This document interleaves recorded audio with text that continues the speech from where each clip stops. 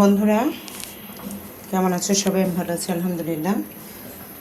চলো, তো ভাত হয়নি এখনও, তেল গরম দিয়েছি।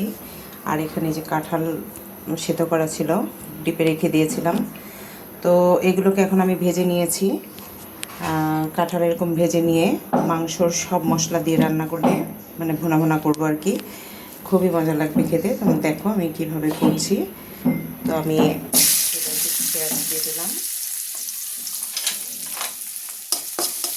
আর আমি এগুলোকে একটু ভেঙে নিব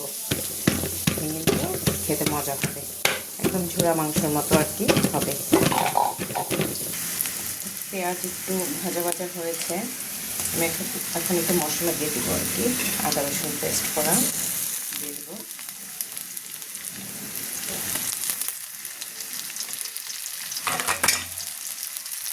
এদিকে তো ভাত তো হয়েই গেল, ভাতের মাথায় গিয়ে রেখেছি। এখন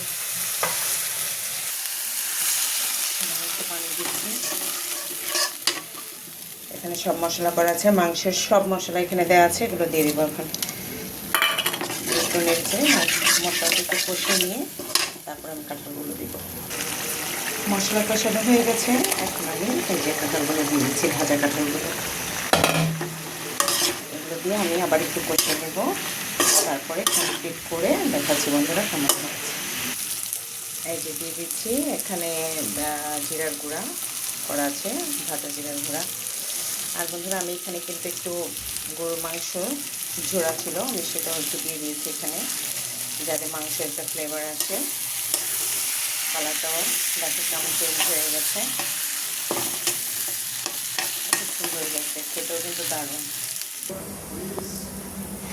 দেখো বন্ধুরা আমার কমপ্লিট হয়ে গেল এই যে কাঁঠালের সেই ঝুড়ি। এখানে কিন্তু আমি সামান্য একটু গরুর মাংস ঝুড়ি ছিল আমার ঘরে, সেটাও আমি অ্যাড করেছি সাথে। তো সামান্য একটু ছিল বিধায় তোমাদেরকে দেখাইনি ওইভাবে। তো যাই হোক, কেমন হয়েছে তোমরা বলবে। খেতে কিন্তু অসাধারণ, কেউ বুঝতেই পারবে না যে এটা কাঁঠাল নাকি। মুখ খেলে মনে হবে যে তুমি গরুর মাংসের ঝুড়িটাই খাচ্ছ। ফিলিংসটা এরকমই হবে, কারণ এটা সুন্দর করে ভেজে অনেক প্রসেসিং করে রান্না করা হয়েছে, যার কারণে ফ্লেভার, স্বাদ সব কিছু একদম গরুর মাংসের মতোই টেস্টটা লাগে। তোমরাও খেয়ে দেখতে পারো বাসায়। আল্লাহ হাফেজ, ভালো থেকো সবাই, শুভকামনা সবার জন্য।